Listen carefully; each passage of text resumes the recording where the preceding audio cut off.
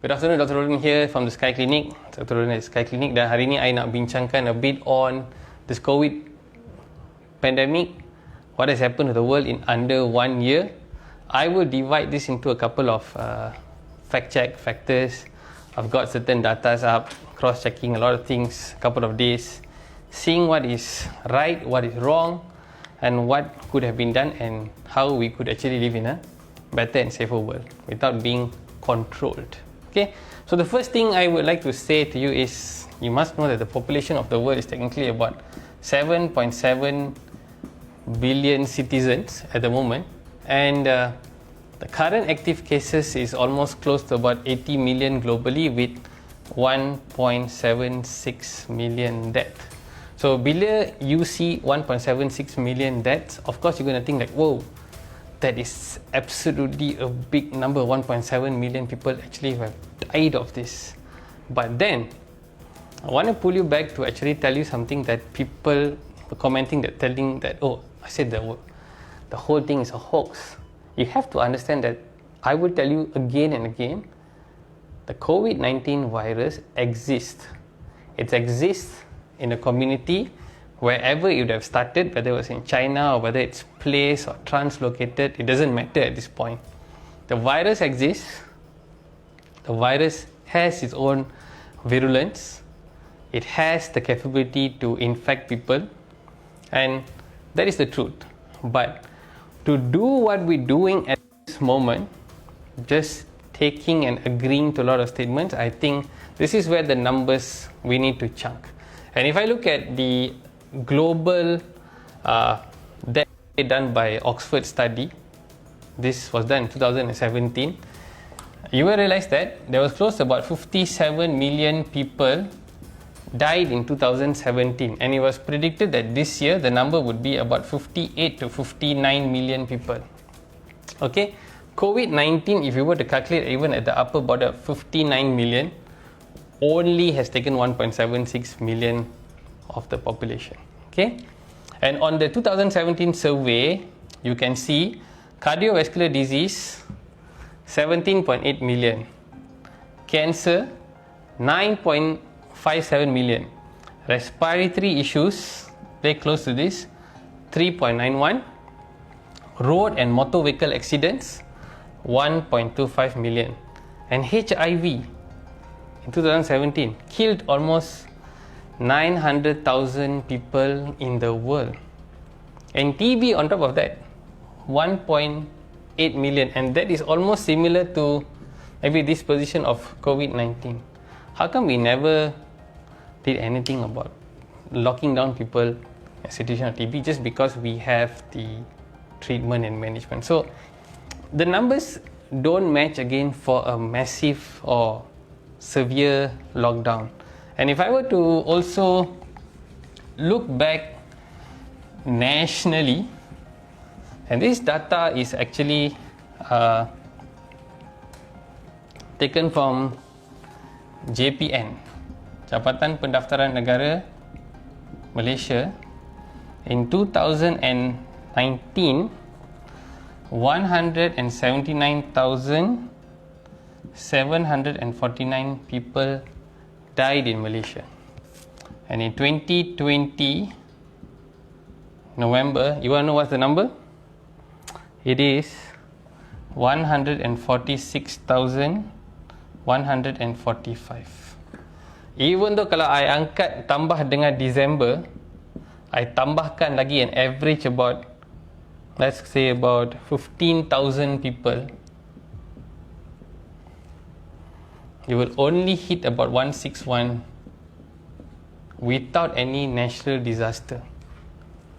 This and this almost has like 18,000 people died less in this country. 18,000 orang tak mati in the standard anggaran. Okay, and WHO data also showed that COVID admission only 0.5 cases, 5% was critical cases.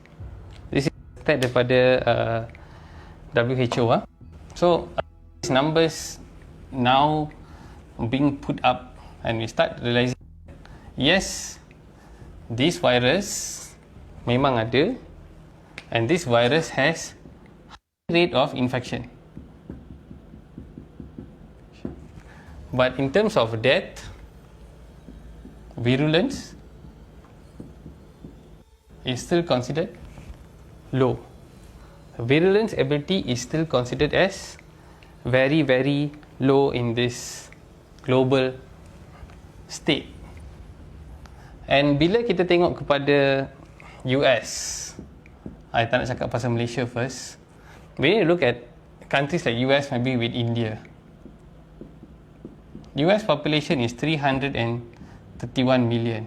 India is close to about 1.3 billion. So I will just put the numbers to about 1300. Okay, so if you're looking at the numbers here, you start to realize that the death in India was 141k at the moment, and the death in US is about 291. Almost like, it looks like a high number of 291,000 people that has died in that. But you must understand, this system is very government-based healthcare system, and US is private healthcare.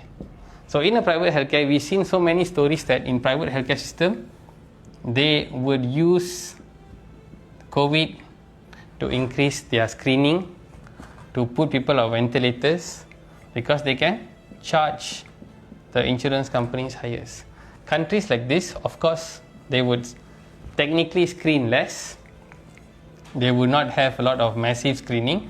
US is the big country that did the most highest screening in the whole world, and India probably, even though with a big population, had lesser screening and lesser number of people.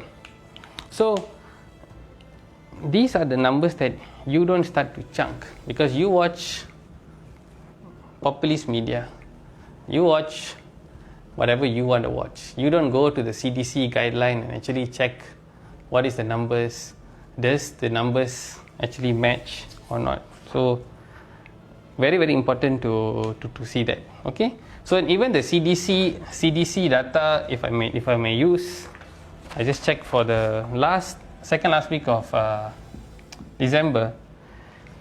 They showed that 75 to 85 million age group years old, 31.6% is where the death is. Then 74 to 65, this group 27.1, 64 to 55, 21.3%. And you want to know what is the, if you are below 24 years old, you are technically 99.8%, you would not die of this virus. You might be infected, you might have some cough, flu, joint pain, aches, swells, but life goes on. So what we can see here is, you have robbed the world, you have robbed the younger generation of people who actually deserve an open life when the first lockdown was implemented, and not go on lockdown over lockdown over lockdown over lockdown, because it doesn't make any more sense. And another thing we have to understand is why the cases in this kind of countries, especially in US, Europe, are very, very high, because older people stay in care homes. Majority of them live in elderly care homes, retirement villages and stuff like that. So if one person in the plot has a positive case, then you mesti akan dapat more people who are positive in that whole cluster. So that's why they have more higher cases compared to countries like in Asia, for example like Malaysia and everything. Malaysia, as you know, we are a young population. So equally to Singapore, equally to a lot of other countries, even like all the Southeast Asian countries have very, very high young population groups. So when you look at these numbers again, this is what you're going to see. Okay, so these are very, very important things to look at. And then you look at other things, look like Sweden, which banyak doctors feel that, oh, Sweden has decided to go rogue and not follow any lockdown protocol. Yes, they decided to do that, and they're still doing it. Well, you know what's the population of Sweden? 10 million. Young population, very high. And you know what is the death rate? Of course, the death rate is tinggi, about 8,280 death rate as of yesterday I checked. But you want to know who will reach herd immunity fast? That is what their epidemiologists think, that they will reach herd immunity the fastest among all the countries in the world. And just to share with you, even though this country, Sweden ni, they tak follow lockdown protocol, but do you know that 26th of December, they already got the Pfizer vaccine already into the country. We're still waiting. Singapore also already got their vaccine already. So, tepuk dada tanya selera lah. So, who was the champions? Good luck to them. Okay, so other things that I actually want to also highlight is Taiwan. Do you know Taiwan is not even under WHO? Why Taiwan is not under WHO? Because the big boss, the big C, tak bagi Taiwan masuk, did not let Taiwan actually enter into the WHO. And you know how good they actually manage the cases of COVID? Absolutely, almost like zero cases in the first few months. I think when everybody was pressing the panic button, the neighboring country to the big C, 0 case. So doesn't mean that everybody need to follow the WHO or WHO. So they follow their own protocol, they follow their own national guidelines. And coming back again to these numbers again, we have to agree that the first lockdown back in wherever you may call it, whether it was in January, February, March, this happened most likely in China. Malaysia probably kicked in around March to maybe about May. This thing happened. Lockdowns in China was very necessary, but because they allowed December and November to break loose. There's a lot of Chinese New Year, where people are actually migrating for holidays out of the zone and grid. And you must understand one thing I will tell you, that if it was all the people that would have taken a red flag was us. KL Sky Clinic is situated at the hub zone of tourists. Before even KKM already raised the flag of alertness, we have already been sounded early, because we do calls, concierge calls to all the hotels, the tourists in this area, taking observation of anything that already would have been inside our own city. So protection is already out. If you want to go to archive documentation, go back January or February, check my videos. It also went viral that time. We were already telling people to please stay very alert in the hot zones of KL during the New Year festivals, and especially during Chinese New Year. Because during Chinese New Year, the government at present then was still allowing tourists to come. All the KKM did was put landings are still allowed to come in, go out. You were only doing tracing of heat, thermal regulation in the airports. Itu saja. Tak percaya? Go back to your own archive and see what you did and what we had to do. Okay? So, lockdown back again in March. I would say lockdown in March was very, very necessary, and Malaysia did a good job. All the people scramble, sacrifice everything, not go to work, put themselves technically with a question of what do we do next. We just obey and follow orders. It was necessary globally to understand whether the virus was really virulent or not. That's very, very important. If you tak faham that one, then I don't know what to say.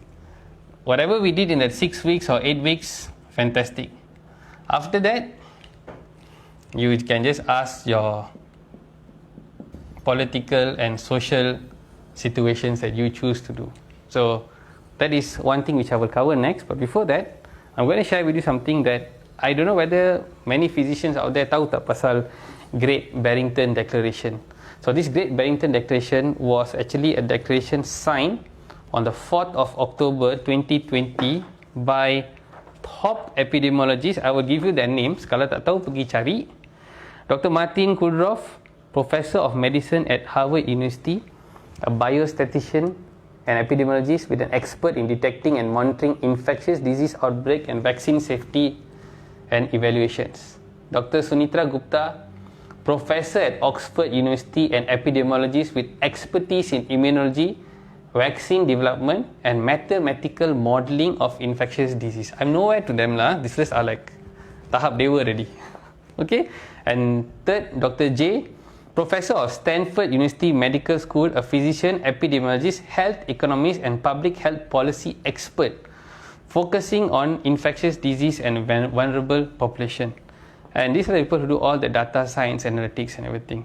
And these people all, these pakar-pakar worldwide, are being shunned down by governments because there's a big agenda to get other things rolled out at this point.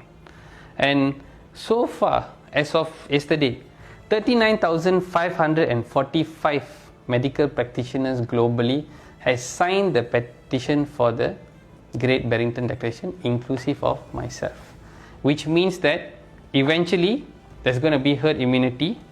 So I'll just do the summary.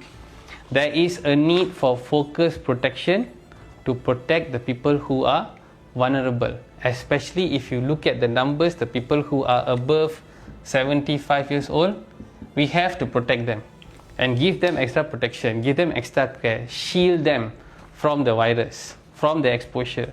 At the same time, general public should simply use hygiene measures, good hand washing, staying at home when you're sick, practice isolation if you need when you are not feeling well, and things like extracurricular activities, schools, sports, all should be resumed. Low risk adults should work normally rather than from home. Restaurants, other businesses should be open. Arts, music, sports and other cultural activities should resume. People who are more at risk may participate as they wish, while society as a whole enjoys the protection and the comfort of the vulnerable being protected. And this as they build up the herd immunity. And this is signed on the 4th of October 2020. All these physicians, you can go and read the Great Barrington Declaration. And I totally agree with that, that after come like June, July, if the countries are still looking in for a lockdown, they only want one thing only. Get the vaccine out at all costs. We'll buy. And when it comes to like September, October, every country is just talking about their own budget. So how to get the budgets passed and put fear again? That's what's going on. And that's what everybody is doing at the moment. Okay? So, done with that. Second part. Now we look at the political gameplay. And I would want and not look at locally lah. Locally is very boring. Locally is very, very obvious what they do in our own houses or in our own parliament. So we look at the political gameplay. This is very, very interesting. I go back to sort of like November 2019 when it first broke out in Wuhan. Today everybody forgets about snakes, pangolins, rat, bat, whatever it is lah. You have all forgotten it. But you know, if you go and see in Wuhan today, they all are having parties, New Year celebration. They have 0 case. And with the whole total China, I think yesterday I saw only 25 cases. Why we so proud? They had like 80,000 cases in that span of 3 months. With about, I think close to about 4,000 people actually died in that zone. And a population of about 20 to 25 million, not too sure of Wuhan's thing. And they did what I feel is a big show. They did 4 days hospital, which put a lot of people on panic attack, but they took until the 31st of December, if I'm not mistaken, to actually show the WHO or WHO the whole encrypt of the RNA of this virus. Whether it is a drama or a bio war, at this moment, we just can't care less and just hope that they do not do this to us, most likely in another 100 years. But you see that thing. So people bought this, people were sold with these ideas. Global politicians were sold with these ideas that you have to do this. At the same time, you had one more thing called the trade war. It is almost not US versus China, it's only about Trump versus China. This guy wanted to have a better deal for the US people. These guys didn't want to give the cut. Simple as that. So you can even see during the time where they had like things like TikTok and all. TikTok was from China, super popular during the pandemic. US didn't want TikTok to go in. Once US said we'll get another company like Walmart and another one more to get in, automatically boleh. Because all of this is all about money only. Nothing more than that. So when you have a trade war going on like this, they can attack each other, and we jokers be the ones just stuck in between. So I always call it like the two elephants are fighting. We are the ones who got stuck in between. The normal countries, the small countries, the ones that actually do not make any impact so far in the global political game. So you cut the deal here. I stop my whole operations in trade war style. I increase demand, I drop supply. So it's supply, demand high, supply down. Who gives you your mask? Who makes for you all your alcohol swab? We have allowed this to happen. Who will make for you the most amount of ventilators, chips, parts, semiconductors, everything? All of this, the big C. So when they do that, they get stuck in their whole play. And it's very funny for me today to see that there's no cases in China. Are we honestly saying that the sanitization or the standards of hygiene is way higher or way lower in the US, UK? I don't know. I can't even comment that I feel that the sanitization standards in Malaysia is way higher than so many other countries, including the big C. Okay, so this led to something called as the deep state. This is no conspiracy lah. This is pure facts. What's going on? You had the oil price drop to the lowest point. Who pumps out the most oil? US. Whether they use proxy or no proxy, US. So deflate the country, make the country print as much money as you can to keep the economy stable. So when you are now in debt to a trade war at the moment, and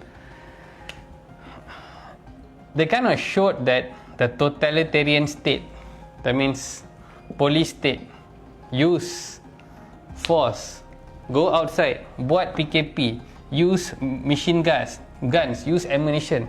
Sedangkan virus tu you tak boleh tembak pun. You cannot shoot the virus. You cannot do anything like that. So all of this happens.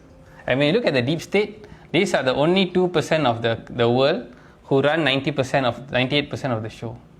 These people want something, they can use any machinery to get everything and anything they want. From you, the banks, pharma, whatever it is, seats, who runs the government, food, these 2% run. And if the deep state says Federal Reserve, which I akan kupas on tomorrow's expose, Federal Reserve, print money, you think you're going to get that lousy small peasant money and tell us that, oh, It's enough to run 3-4 months, ask you to sit down at home, cause another lockdown. No, they know that they can push us to the narrow gates. And even if you're used to a lot of funds, pension funds, this, that, it is your money only. What? It is your money now that they don't want to give, thinking that it's okay to do that because they have cornered the whole economic system already at this moment. So before I wrap up, again, these are things that we can see clearly in our eyes. For those who don't want to see, it's okay not to see, because at one day, I told you so. Whether it's 10 years from now, 50 years from now, you remember my face. Okay?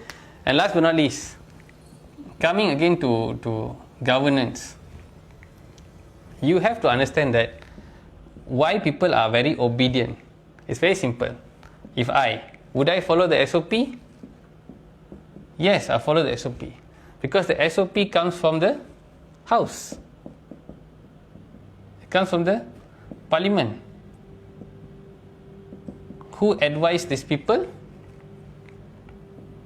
Ministers. Who advise the ministers? The ministry. Who advises ministry? Top scientists, I hope. Top experts, I hope. So if these people are giving wrong information, whether it's for their own interest or you think that is public safety, and if we got it wrong or right, we don't know, then terpaksa ikutlah. Because end of the day, I vote for representative in parliament. Everybody has an MP. Maybe my MP is not on the winning side or the losing side, it doesn't matter. But the house ada majority. So in a democracy, there is a majority.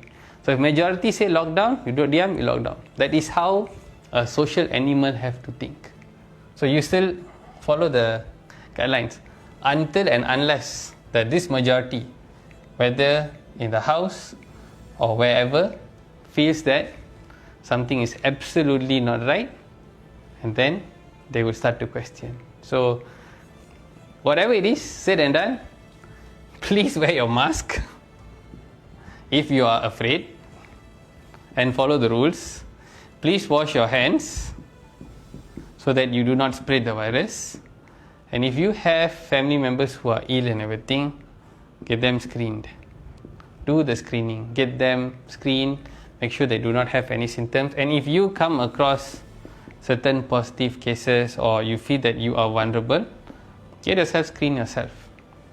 So protection is very important, but at the same time, you must understand that you do not have to fear.